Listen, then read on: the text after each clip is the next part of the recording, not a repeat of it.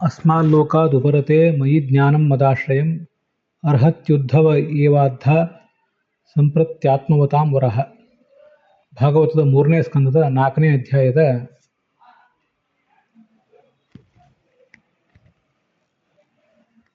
30ನೇ ಶ್ಲೋಕವನ್ನು ನಾವಿವತ್ತು ನೋಡಬೇಕು. ಕೃಷ್ಣ ಹೀಗೆ ಆಲೋಚನೆ ಮಾಡಿದ. ನಾನು ಈ ಭೂಲೋಕವನ್ನು ಬಿಟ್ಟು ಹೋದ ಬಳಿಕ ನಾನು ಏನು ತತ್ವಜ್ಞಾನವನ್ನು ಈ ಜಗತ್ತಿಗೆ ಕೊಟ್ಟಿದ್ದೇನೆ, ಅದನ್ನು ಪಡೆದು ಅದನ್ನು ಜಗತ್ತಿಗೆ ಉಪದೇಶಿಸಲಿಕ್ಕೆ ಯೋಗ್ಯರಾದವರು ಯಾರು ಅಂದರೆ ಬ್ರಹ್ಮಜ್ಞಾನಿಗಳಲ್ಲಿ ಶ್ರೇಷ್ಠನಾದಂಥ ಉದ್ಧವನೇ ಯೋಗ್ಯ. ಆ ಉದ್ಧವ ಭಕ್ತಿಯಾದಿ ಗುಣಗಳನ್ನು ಹೊಂದಿ ನನ್ನನ್ನೇ ಗೆದ್ದಿದ್ದಾನೆ. ನನಗೆ ಆತ ಸ್ವಲ್ಪವೂ ಕಡಿಮೆ ಅಲ್ಲ. ನನ್ನ ಬಳಿಕ ನನ್ನಂತೆ ಜಗತ್ತಿಗೆ ಜ್ಞಾನೋಪದೇಶ ಕೊಡ್ತಾ ಈ ಜಗತ್ತಿನಲ್ಲಿ ಆತ ಉಳಿಯಲಿ.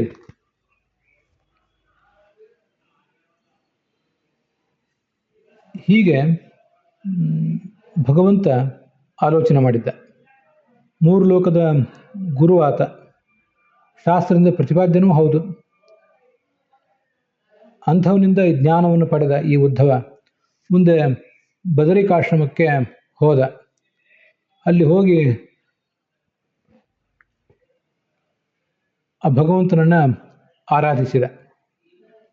ಅಲ್ಲಿವರೆಗೆ ಅದು 32 ಶ್ಲೋಕಗಳ ವಿವರ.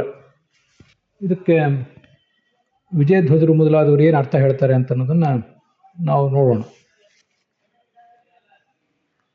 ಈ ಜ್ಞಾನಕ್ಕೆ ಉದ್ಧವನೇ ಅರ್ಹ, ಅಂದರೆ ಉಪದೇಶ ಮಾಡಲಿಕ್ಕೆ ಅವನೇ ಅರ್ಹ ಅಂತ ಅಲ್ಲಿ ವಿಜಯಧ್ವಜರು ಅರ್ಥ ಮಾಡಿದ್ದಾರೆ.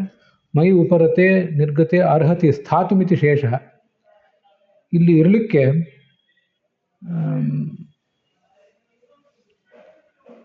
ನನ್ನ ನಂತರ ಇಲ್ಲಿ ಉಳಿಲಿಕ್ಕೆ ಉದ್ಧವನೇ ಯೋಗ್ಯ ಅಂತ ಯಾದವಾರ್ಯರು ಅದನ್ನ ಅರ್ಥ ಮಾಡಿದ್ದಾರೆ. ಆದರೆ ಸ್ಥಾತುಮ್ ಅಂತ ಶೇಷ ಮಾಡ್ಕೊಳ್ಳೋದಕ್ಕಿಂತ ಉಪದೇಷ್ಟುಮ್ ಅಂತ ಶೇಷ ಮಾಡ್ಕೊಳ್ಳೋದು ಹೆಚ್ಚು ಯೋಗ್ಯ. ನನ್ನ ನಂತರ ಇಲ್ಲಿದ್ದು ಆ ಜ್ಞಾನವನ್ನು ಕೊಡಲಿಕ್ಕೆ ಯೋಗ್ಯನಾದವರು ಯಾರು ಅಂತ ಪ್ರಶ್ನೆ ಬಂದಾಗ ಉಪದೇಷ್ಟುಮ್ ಅಂತ ಮತ್ತೆ ಬೇಕಾಗ್ತದೆ. ನಾನು ಹೊರಟು ಹೋದ್ಮೇಲೆ ಇಲ್ಲಿ ಇದ್ದು ಸ್ಥಾತುಂ ಅಪಿಚ ಮದಾಶ್ರಯಂ ಜ್ಞಾನಂ ಉಪದೇಷ್ಟುಂ, ಹೀಗೆ ಉಪದೇಷ್ಟುಮ್ ಅಂತ ಅನ್ನೋದು ಮತ್ತೆ ಬೇಕಾಗ್ತದೆ. ಶ್ಲೋಕದಲ್ಲಿ ಮದಾಶ್ರಯಂ ಜ್ಞಾನಂ ಅಂತ ಹೀಗೆ ಶಬ್ದ ಇದ್ದೇ ಇದೆ. ಆ ಕರ್ಮಕ್ಕೆ ಒಂದು ಕ್ರಿಯಾಪದ ಬೇಕಾಗ್ತದೆ. ಅದರಿಂದ ಮದಾಶ್ರಯಂ ಜ್ಞಾನಂ ಉಪದೇಷ್ಟುಂ ಅಂತ ಮತ್ತೆ ಸೇರಿಸ್ಕೋಬೇಕಾಗ್ತದೆ. ಹೀಗೆ ಸ್ಥಾತುಂ ಮತ್ತು ಉಪದೇಷ್ಟುಂ ಎರಡನ್ನೂ ಅಧ್ಯಾಹಾರ ಮಾಡ್ಕೊಳ್ಳೋದಕ್ಕಿಂತ ಅಲ್ಲಿ ಜ್ಞಾನಂ ಮದಾಶ್ರಯಂ ಅಂತೇನಿದೆ ಅದು ಒಂದಕ್ಕೆ ಆ ಒಂದು ಕರ್ಮಕ್ಕೆ ಬೇಕಾದ ಕ್ರಿಯಾಪದವನ್ನು ಅಧ್ಯಾಹಾರ ಮಾಡಿಕೊಳ್ಳೋದು ಹೆಚ್ಚು ಯೋಗ್ಯ.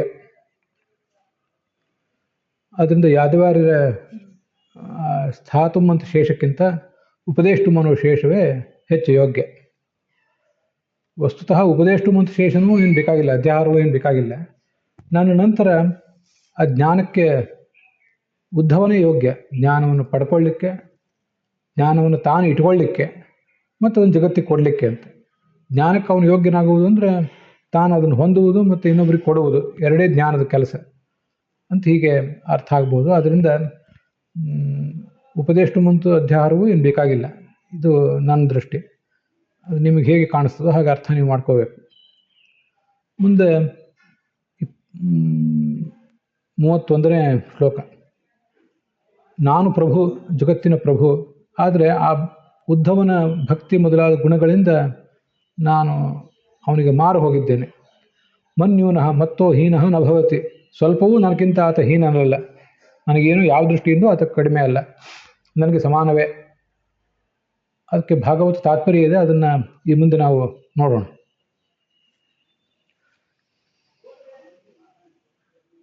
ಯಾದವಾರ್ಯರ ವ್ಯಾಖ್ಯಾನ ಅಂದರೆ ನಿರ್ಜಿತ ಅಂದರೆ ವಶೀಕೃತ. ನನ್ನನ್ನು ವಶೀಕರಿಸ್ಕೊಂಡ್ಬಿಟ್ಟಿದ್ದಾನೆ ಈ ಉದ್ಧವ ತನ್ನ ಗುಣಗಳಿಂದ.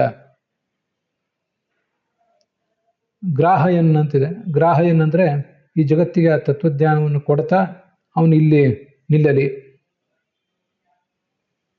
ಅಂತ ಹೀಗಾದರ ಅಭಿಪ್ರಾಯ ಹೇಳ್ತಾರೆ.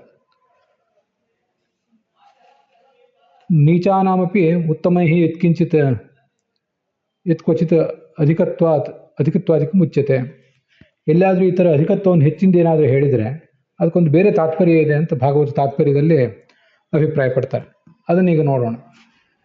ಬ್ರಹ್ಮತರ್ಕದ ಮಾತನ್ನು ಆಚಾರ್ಯರು ಕೋಟ್ ಮಾಡ್ತಾರೆ. ಉತ್ತಮೈರಧಿಕತ್ವಂ ವಾ ಸಾಮ್ಯಂ ವಾ ವಿಜಯೋಪಿ ವಾ ಉಚ್ಯತೆ ಪಿತು ನೀಚಾನಾಂ ಮೋಹಾರ್ಥಂ ವಾ ವ್ಯುಪೇಕ್ಷಯ ಮೂಢದೃಷ್ಟ್ಯನುಸಾರಾದ್ವಾ ಕಿಂಚಿತ್ ಸಾಮ್ಯೇನ ವಾ ಕ್ವಚಿತ್ ಅಂತ ಆ ಬ್ರಹ್ಮತರ್ಕದ ಅಭಿಪ್ರಾಯ. ಆ ಮಾತಿಗೆ ಅನುಸಾರವಾಗಿ ಇದನ್ನು ನಾವು ಹೇಗೆ ವ್ಯಾಖ್ಯಾನಿಸಬೇಕು ಅಂತ ಅನ್ನೋದು ಗೊತ್ತಾಗ್ತದೆ. ಈ ಶ್ಲೋಕವನ್ನು ಹೇಗೆ ವ್ಯಾಖ್ಯಾನಿಸಬೇಕು ಅಂತ. ಯಾವುದಾದ್ರೂ ಒಂದು ಪ್ರಸಂಗದಲ್ಲಿ ಇಬ್ಬರನ್ನ ಕುರಿತು ನಾವು ಮಾತನಾಡೋ ಪ್ರಸಂಗ ಇದ್ದಾಗ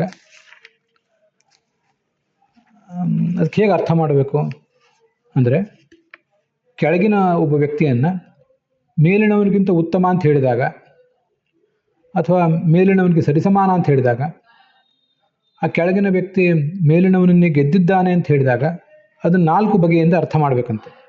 ಅದನ್ನೇ ಉತ್ತಮೈ ಅಧಿಕತ್ವಂ ವಾ ಸಾಮ್ಯಂ ವಾ ವಿಜಯೋಪಿ ವಾ ಈ 3 ಸಂಗತಿಗಳನ್ನ ಎಲ್ಲರೂ ವರ್ಣನೆ ಮಾಡಿದರೆ ಅದಕ್ಕೆ ಒಟ್ಟು 4 ರೀತಿಯಾದ ಅಭಿಪ್ರಾಯ ಇರ್ತದೆ. ಒಂದು ಮೋಹಾರ್ಥಂ, ಅದರಲ್ಲಿ ಉತ್ತಮರ್ಯಾರು ನೀಚರ್ಯಾರು ಅಂತನ್ನೋದು, ಉತ್ತಮರ್ಯಾರು ಅಧಮರ್ಯಾರು ಅಂತನ್ನೋದು ಸಾಮಾನ್ಯವಾಗಿ ಯಾರಿಗೂ ತಿಳಿಯದೇ ಇರಲಿ, ತೀವ್ರವಾದ ಮಥನವನ್ನು ಮಾಡಿದವರಿಗಷ್ಟೇ ಅದು ತಿಳಿಯಲಿ, ತತ್ವಜ್ಞಾನಕ್ಕೆ ಅಯೋಗ್ಯರಾದವರಿಗೆ ಮೋಹ ಬರೆಸುವ ಉದ್ದೇಶ ಇರಲಿ ಅಂತ ಒಂದು. ಇದು ಒಂದು. ಇನ್ನೊಂದು ಉಪೇಕ್ಷ, ಕೆಳಗಿನವರೇ, ಮೇಲಿನವರು ಮೇಲಿನವರೇ, ಆದರೆ ಕೆಳಗಿನವರಲ್ಲಿರುವಂಥ ಆ ಒಂದು ಅಧಮತ್ವ ಏನಿದೆ ಅದನ್ನು ಮುಚ್ಚಿ ತಾತ್ಕಾಲಿಕವಾಗಿ ಅದನ್ನು ಬದಿಗಿಟ್ಟು ಪ್ರಶಂಸೆಗಾಗಿ ಅವರನ್ನು ಅತಿಶಯೋಕ್ತಿಯಿಂದ ಹೇಳೋದಷ್ಟೆ. ಇದು ಇನ್ನೊಂದು ದೃಷ್ಟಿಕೋನ.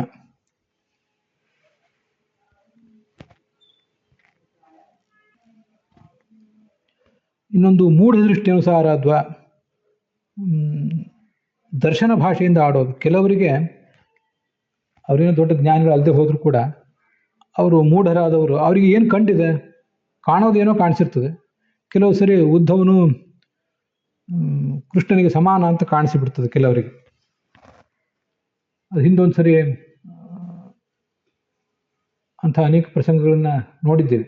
ಭಾಗವತದಲ್ಲಿ ಮುಂದೆ ಕೂಡ 10ನೇ ಸ್ಕಂದದಲ್ಲಿ ಉದ್ಧವ ಕೃಷ್ಣನ ಸೂಚನೆಗನುಸಾರವಾಗಿ ವೃಂದಾವನಕ್ಕೆ ಬಂದಾಗ ಪೀತಾಂಬರ ಇತ್ಯಾದಿಗಳನ್ನು ಉಟ್ಕೊಂಡಂಥ ಅವನನ್ನು ನೋಡಿ ಕೃಷ್ಣನೇ ಬಂದನೇನೋ ಅಂತ ಅಂದ್ಕೊಂಡಿದ್ರಂತೆ ಗೋಪಸ್ತ್ರೀಯರು. ಅದೊಂದು ಹಾಗೆ ಅನಿಸಿತ್ತು ಅವರಿಗೆ. ಹಾಗೆ ಇಂಥ ಭಾಗಗಳನ್ನು ಪ್ರಸಂಗಗಳನ್ನು ನೋಡಿದಾಗ ಕೆಲವರಿಗೆ ಕೃಷ್ಣ ಮತ್ತು ಉದ್ಧವ ಇಬ್ಬರು ಸಮಾನರು ಅಂತ ಮೂಢರಿಗೆ ಕಾಣುತ್ತದೆ. ದೃಷ್ಟಿ ಅಂದರೆ ಕಾಣುವುದು. ಇದನ್ನೇ ದರ್ಶನ ಭಾಷೆ ಅಂತ ಹೇಳೋದು. ಈ ವಸ್ತುಸ್ಥಿತಿಯನ್ನು ಹೇಳಿದ್ದಲ್ಲ, ಯಾರಿಗೋ ಕಾಣಿಸಿದ್ದನ್ನು ಹೇಳಿದ್ದಷ್ಟೆ. ಕಿಂಚಿತ್ ಸಾಮ್ಯೇನವ,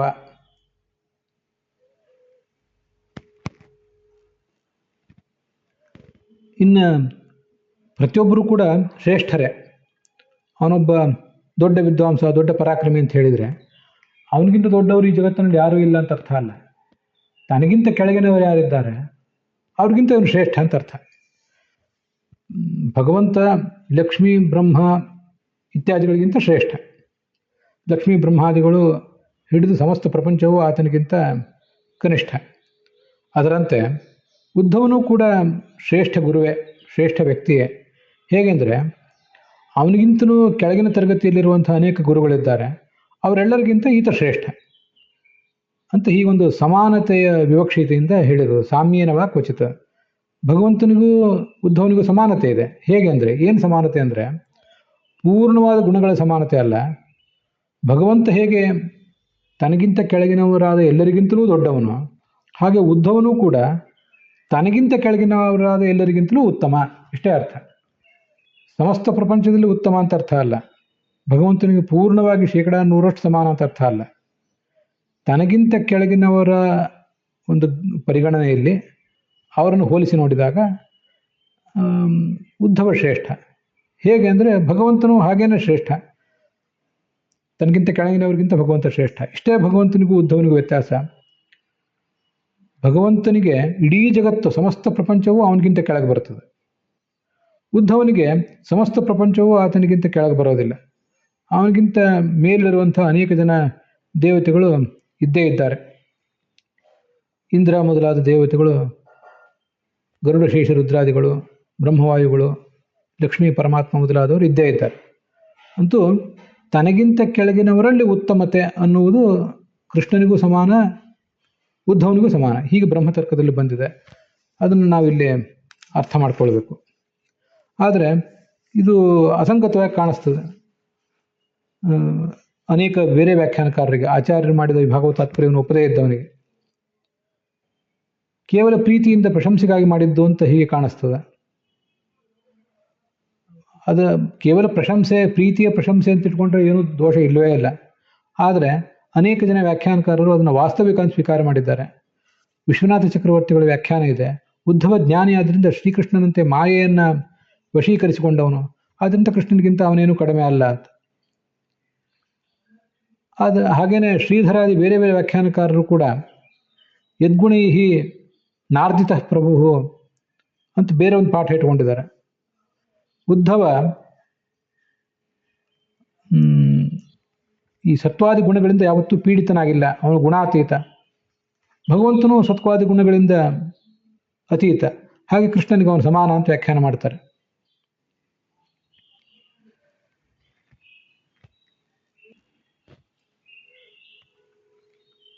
ವಲ್ಲಭಾಚಾರ್ಯ ವ್ಯಾಖ್ಯಾನ ಮತ್ತೊಂದು ಥರ ಇದೆ. ಗುಣಾಹಿ ಬಹುಧಾ ಹೃದಯ ಕ್ಷೋಭ ಉತ್ಪಾದಯಂತೆ. ಸತ್ವರಜಸ್ತಮ ಗುಣಗಳು ಹೃದಯದಲ್ಲಿ ದೊಡ್ಡ ಕ್ಷೋಭೆ ಉಂಟು ಮಾಡ್ತವೆ. ಕ್ಷೋಭರಹಿತೋ ಬ್ರಹ್ಮಾಪಿನ ಭವತೆ. ಬ್ರಹ್ಮನಿಗೂ ಈ ಕ್ಷೋಭೆ ತಪ್ಪಿದ್ದಲ್ಲ. ಅತಃ ಅಯಮೇವ ಗುಣೈ ನಾರ್ದಿತಃ. ಆದರೆ ಈ ಉದ್ಧವ ಮಾತ್ರ ಯಾವತ್ತೂ ಆ ಮೂರು ಗುಣಗಳ ಕ್ಷೋಭೆಗೊಳಗಾದವನಲ್ಲ. ಅವನು ಇಷ್ಟಾದರೂ ಕೃಷ್ಣನನ್ನು ಸೇವೆ ಮಾಡ್ತಿದ್ದಾನೆ. ನೀಚಾದಿಪಿ ನೀಚ ಭಾವೇನ ಕೃಷ್ಣಂ ಸೇವತೆ ಅಯಮೇವ ಹಿ ಸ್ವಭಾವಜಯ. ಹೀಗೆ ಸ್ವಭಾವವನ್ನು ಗೆಲ್ಲುವುದು ಅಂದರೆ ಇದೆ ಅಂತ ಅನೇಕ ಥರದ ವ್ಯಾಖ್ಯಾನಗಳನ್ನು ವಲ್ಲಭಾದಿಗಳು ಮಾಡಿದ್ದಾರೆ. ಆದರೆ ಆಚಾರ್ಯರು ಬ್ರಹ್ಮತರ್ಕದ ಆಧಾರವನ್ನು ಕೊಟ್ಟು ಅದನ್ನು ಹೇಗೆ ಅರ್ಥ ಮಾಡಬೇಕು ಅಂತ ಅನ್ನೋದನ್ನು ತಿಳಿಸಿದ್ದಾರೆ. ಅನಂತ ತೀರ್ಥರು ಅಂತ ವ್ಯಾಖ್ಯಾನ ಒಂದು ಕಾಣಿಸ್ತದೆ. ಈ ಉದ್ಧವನ ಗುಣಗಳಿಗೆ ನಾನು ವಶೀಕೃತ ಆಗಿದ್ದೇನೆ, ಭಕ್ತ್ಯಾದಿ ಗುಣೈ ನಿರ್ಜಿತ ವಶೀಕೃತ. ಅಂಥ ಉದ್ಧವ ನನ್ನ ಅನುಗ್ರಹದಿಂದ ಅಣ್ವಪಿ ನ ನ್ಯೂನಃ ಅಂತಿದೆಯಲ್ಲ, ನ ಉದ್ಧವ ಅಣ್ವಪಿ ಮನ್ಯೂನಃ ಅಂತಂದರೆ ನನಗಿಂತ ಕಡಿಮೆ ಅಂತ ಅರ್ಥ ಅಲ್ಲ. ನನ್ನ ಭಕ್ತರಾದವರು ಅನೇಕ ಜನ ಜ್ಞಾನ ಪ್ರವರ್ತಕರಿದ್ದಾರೆ, ಅನೇಕ ಜನ ಗುರುಗಳು ಜಗತ್ತಿನಲ್ಲಿ ಸಾಧು ಸತ್ಪುರುಷರು ಇದ್ದೇ ಇದ್ದಾರೆ. ಅವರಲ್ಲಿ ಇವನು ಕಿಂಚಿದಪಿ ನ್ಯೂನೋ ನ, ಅವರಲ್ಲಿ ಇವನು ಕಡಿಮೆಯವನೇನಲ್ಲ, ಸಮರ್ಥನೇ ಆಗಿದ್ದಾನೆ ಅಂತ. ಹೀಗೆ ನನಗಿಂತ ಅವನು ಕಡಿಮೆ ಅಂತ ಅರ್ಥವನ್ನೇ ಅವರು ಇಟ್ಕೊಂಡಿಲ್ಲ ಅನಂತ ತೀರ್ಥರು. ಭಗವಂತನ ಭಕ್ತರಾದ ಜ್ಞಾನ ಪ್ರವರ್ತಕ ಗುರುಗಳಲ್ಲಿ ಇವನು ಯಾವ ದೃಷ್ಟಿಯಿಂದಲೂ ಕಡಿಮೆಯವನಲ್ಲ, ಸಮರ್ಥನೇ ಆಗಿದ್ದಾನೆ. ಆದ್ದರಿಂದ ನಾನು ಇಲ್ಲಿಯವರೆಗೆ ಹೇಗೆ ಜನರಿಗೆ ತತ್ವೋಪದೇಶ ಮಾಡ್ತಾ ಇಲ್ಲಿದ್ದೆ, ಹಾಗೆ ನನ್ನ ಬಳಿಕ ಅವನು ಜಗತ್ತಿಗೆ ತತ್ವೋಪದೇಶವನ್ನು ಮಾಡ್ತಾ ಇಲ್ಲಿ ಇರಲಿ ಅಂತ ಹೀಗೆ ಭಗವಂತ ಬಯಸಿದ ಅಂತ ಅದರ ತಾತ್ಪರ್ಯ.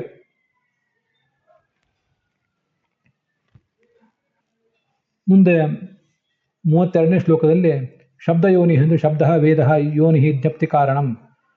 ಶಾಸ್ತ್ರವೇ ಇವನಿಗೆ ಈ ಭಗವಂತನ ಜ್ಞಾನಕ್ಕೆ ಕಾರಣ, ಆದ್ದರಿಂದ ಅವನು ಶಬ್ದಯೋನಿ. ಇದನ್ನೇ ಬ್ರಹ್ಮಸೂತ್ರದಲ್ಲಿ ಶಾಸ್ತ್ರಯೋನಿ ಅಂತ ಹೀಗೆ ವರ್ಣನೆ ಮಾಡಿದ್ದಾರೆ.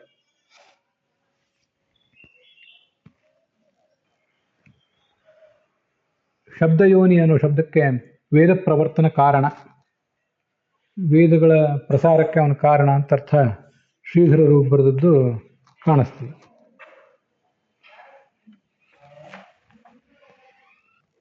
ವೀರರಾಘವರೊಬ್ಬರು ಮಾತ್ರ ಶಬ್ದಯೋನಿ ಅಂದರೆ ಶಾಸ್ತ್ರ ಪ್ರಮಾಣ ಗಮ್ಯನ ಅಂತ ಹೀಗೆ ಅರ್ಥ ಹೇಳ್ತಾರೆ. ಅಲ್ಲಿಗೆ ಇವತ್ತಿನ ಈ ಭಾಗ 32ನೇ ಶ್ಲೋಕದ ವಿವರದೊಂದಿಗೆ ಸಮಾಪ್ತವಾಗಿದೆ.